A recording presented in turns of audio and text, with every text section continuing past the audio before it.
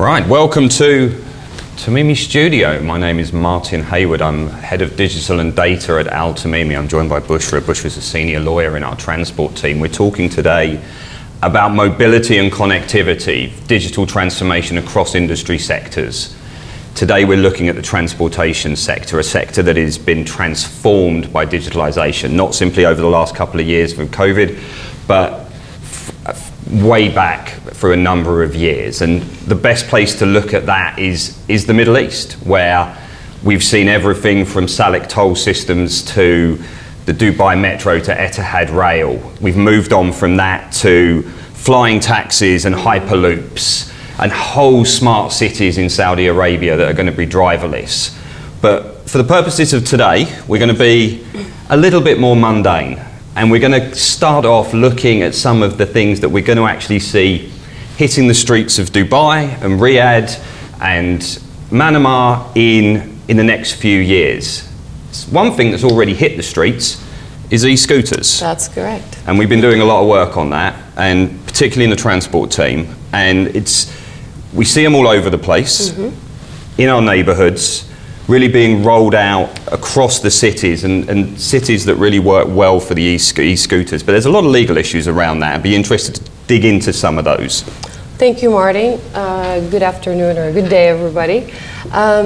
So that is correct. So e-scooters have been around for a number of years. You will see them more often on the streets now because the trialing and piloting of e-scooters has been undertaken for perhaps you've seen them since 2019, 2018. What's changed is that the RTA in Dubai has taken steps to regulate the commercial use and rental of e-scooters and to an extent the private use of e-scooters. So obviously the more you see them on the streets, the more people you'll have tried them, naturally there'll be more issues that's pertaining to safety, the designated areas in which you use them. If there had been an accident, God forbid, who would be liable? So the issues that we are faced with on daily basis are companies who are looking to roll out the e-scooter companies in Dubai, looking to understand the legislative framework, especially in the beginning when there had been none. Well, as I said, it's been a number of years now that they've been trialing and piloting e-scooters, and we can say that the latest one was the resolution that was issued last year in March on the 23rd. That's Administrative Order number 208. So that's the one that came to regulate the number of zones where you can use commercially where you can use the e-scooters, and where they've set the technical specifications for usage. For the people who are usually interested in this information, you need to understand what's the speed limit. That's 20 kilometers per hour. You need to know the legal age.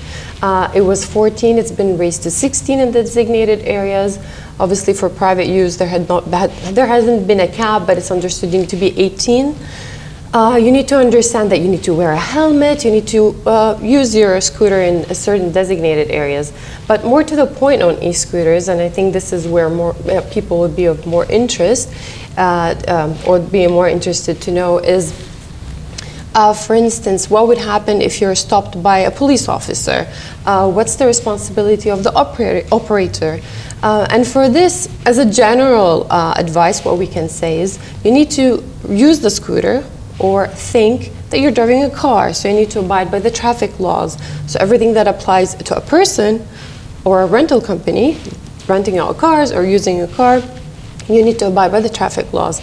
That's the high-level advice. Obviously, there are other things we can point out. And we know that e-scooters are here to stay. And I mean, certainly in terms of the sustainability agenda of cities in countries in the Middle East, e-scooters are a big part of that. And we're going to see them more on the streets and really used as an alternative form of transport. But that is correct. Focusing on that, because the one big area that we do a lot of work in and we see government leading across the Middle East on this is autonomous vehicles. And so when we talk about autonomous vehicles, a lot of people think about cars driving around with somebody basically sleeping in the passenger seat and a car's computer driving them around. And that's certainly where we will get to at some stage. But really, it would be interesting to kind of set the scene in terms of where we are in the Middle East, in terms of autonomous vehicles and what we're what we're actually seeing at the moment, whether it's in relation to kind of robot delivery. So in terms of AV, autonomous vehicles, I mean, whereabouts are we? What stage in the process of getting these rolled out? Well, on this point, I think everybody would be interested to know that the UAE is one of the countries that's leading in this field, with both Abu Dhabi and Dubai trialing, and also other Emirates, trialing the use of AVs in different capacities. In Abu Dhabi, for instance, they've been trialing the use of taxis in certain areas, specifically on Yas Island. In Dubai, they've been trialing taxis in certain areas since 2016 actually, and they've been rolling it out since. But more specifically, you will see that in certain areas they've been rolling out autonomous taxis.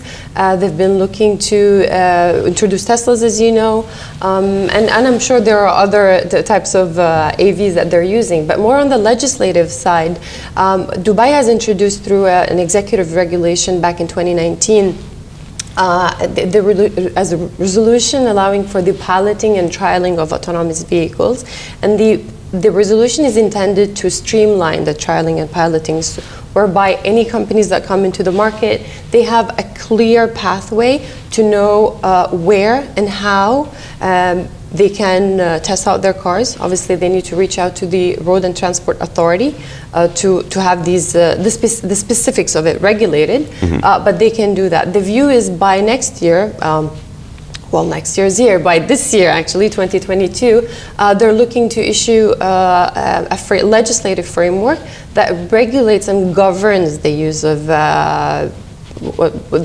operation of autonomous vehicles. And obviously that is not only limited to cars as we know them, but also extends to any vehicle that is or a mode of transport that qualifies as autonomous vehicle, having the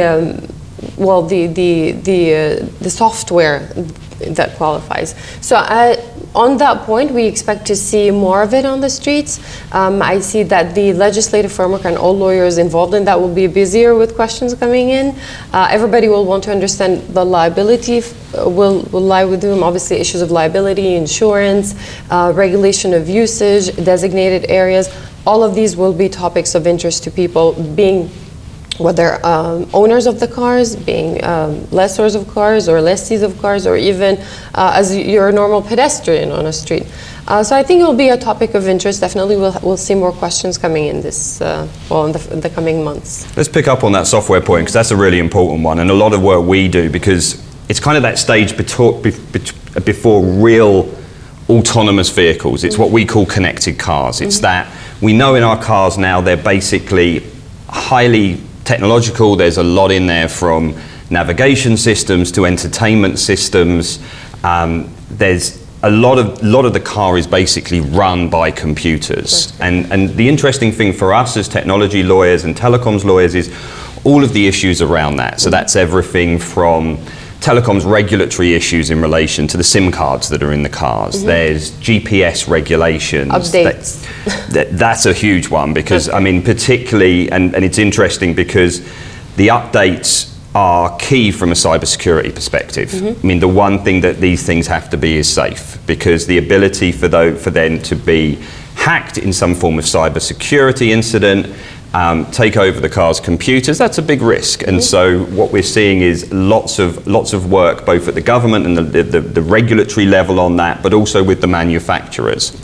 But it's interesting really working with the manufacturers, bringing in these connected cars into region, dealing with all of the practical issues of it, the type approval, the customs issues, bringing in the technology, the consumer protection issues. That's a good angle, yes. And so lots to think about. I mean, the other one for us, particularly as we see Internet of Things, IoT regulations roll out across the region, it's the extent to which connected cars fall into that IoT category. Then there's registration with the telecoms regulator. But it's interesting what you said as well, because one of the areas that we've seen a lot of growth in the autonomous vehicle space is, of course, in terms of delivery. And robot delivery, basically. Get your pizza by robots. And you know, they've talked about it and we see cartoons on the TV about it, but it's coming. And I mean, what examples have we seen? I mean, are we starting to see activity in that space? We certainly have, and I think it'd be interesting to your regular person is that now they're looking to use robots to deliver foods or groceries as a last mile solution. You know, you have the deliveries, and you know, as you know, in Dubai or in the Emirates generally, you make your delivery. The delivery is delivered right to the, say, the well, to your building. So a great example, of course, of robot delivery is at Dubai Expo. Because Yes, if you go there, you've got food delivery, you've got robots delivering the food there, and of course that's what Expo's all about. It's about kind of that future vision of what we're going to have, and it's of course it's a great test environment, and it's interesting as well to look at kind of a lot of the mobility solutions at Expo, and one of the things actually in the autonomous vehicle space as they test new technology, they actually do what's called digital twins. They basically create a virtual environment to test out this autonomous vehicle, new technology, safety around it in a completely safe test environment. But I mean, that's the Expo is really focused on mobility, and you know, when you go there, you can really see what we're going to see on the streets in the next 5 to 10 years. So there's a lot of things, or there are a lot of things that need to be figured out. But this is one usage that we've seen that has been rolled over. 2 or 3 of the big retail giants in Dubai have already introduced these delivery robots in different capacities, whether being inside their malls or hypermarkets, or even for deliveries outside. So this is one very practical use that will affect every person really, that you will see as a prime example of what you just mentioned. And I think certainly in heavily urbanized areas like Dubai, like other Middle East cities, that's going to be interesting. I'm still trying to figure out how the robot's going to ring the doorbell, but we'll come back to that. But on the point, sorry, that you mentioned privacy, because that's one question. Like, for example, it will have your details. So you will tell me, for example, like Bushra, or I'll ask you, Martin, do you think they'll continue to have my name and mobile number on those robots forever? What happens? What if they're hacked? So obviously these are questions for people who are worried about these things. What could happen? For us, I'm just waiting for my pizza delivery. But just want to make sure it's warm. But that's a great point, because the data point, I mean, the one thing that autonomous vehicles do, all these robots zipping around, they pull in data. Huge amounts of data, everything from location data, biometrics. All of that stuff could well fall under personal data. And what we're seeing in the region is more and more in the stretch of personal data protection laws. So the manufacturers bringing the cars in, the companies creating the technology need to be aware of that data protection law landscape in the Middle East. That is correct. Not simply from a compliance point of view. This data is incredibly valuable. Data monetization in terms of location data, particularly as they build these massive networks that will allow us to run autonomous vehicles much more broadly in the future. This data is going to be key. Now, in the Middle East, we've got a lot of different laws, countrywide, sector-wide, different types of data, data localization, data residency requirements, lots to think about. But let's spin from the delivery, because not only can you get things delivered by robot, or you will be pretty soon, yes, but you can also get things delivered by drone. So let's go to drones as our last topic in the studio. What are we seeing? Drones have been part of our landscape for years, and there's been a lot of regulation in the space, particularly around the airports. We know how busy Dubai is, for example, as an international airport. Where are we at the moment from a regulatory perspective on drones? So on the matter of drones, this area was one of the very first that had been regulated. So the relevant regulations came into effect a number of years back, and since then we've seen a number of queries, be it from operators or your regular people who want to buy drones for commercial use. So on that point, the Civil Aviation Authority came with a number of guidelines on where people may use their drones, in which capacity, the size, the altitude, the specifications really. Obviously there are a number of concerns around the use of drones, one being interference with the airspace. You don't want to be affecting the well, the pathway of any aircraft landing in a Dubai airport or otherwise. I don't want to be on that airplane. You don't want to be on that. You don't want to be responsible for any incidents that occur there. Obviously, you can use them for different reasons, be it for your own personal leisure, or some people or companies that are using them, and we've been approached with a number of queries on how to say deliver medication across the different Emirates, or even in the wider region of the Gulf, say, where you need to deliver medication or important life-saving, sometimes goods to areas where the terrain is a bit difficult, or there's an incident where the roads are blocked and you need to deliver, like I said, first aid or medication. So this is one of the aspects that we've been asked to assist with or opine on.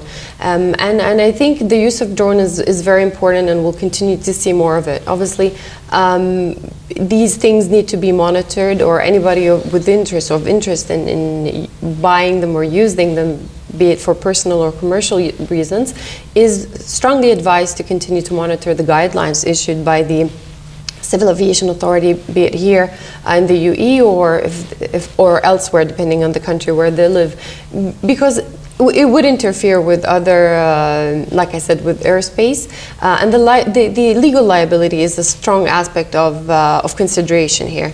So we would strongly advise, if you're in doubt, ask, research, or look online. The information is, at least like the high-level information, is found on the Civil Aviation Authority's website. So in this space, these drones are not going away. Not at all. I think we'll just continue to see, and I'm excited to see how else they can be used. I mean, that's a great point, because I mean, all the same issues we've talked about for autonomous vehicles, connectivity issues and the regulatory issues around connectivity, data. In drones, they've got cameras on them. We know that, for example, the big construction companies use the drones. They take them up the buildings they're building. They check how well the cranes are doing. Kind of, it's from a health and safety perspective. It's a really useful technology, particularly in a city, cities like the Middle East, where there's a lot of building going on. So we're still going to see drones in heavily populated areas, as we say. Lots of issues around data in relation to that, and privacy more generally as the cameras are working. But that's brilliant. That's a great little snapshot for today in terms of kind of the things that we're seeing from a mobility and connectivity perspective. And the crazy thing is we'll probably come back in 6 months' time, and we will have a whole bunch of other stuff to talk about, because it moves so quickly, and as we always know, technology outstrips regulation. But what we're certainly seeing here is that the regulatory authorities are working hard to keep up. So that certainly keeps us busy as lawyers, which is great.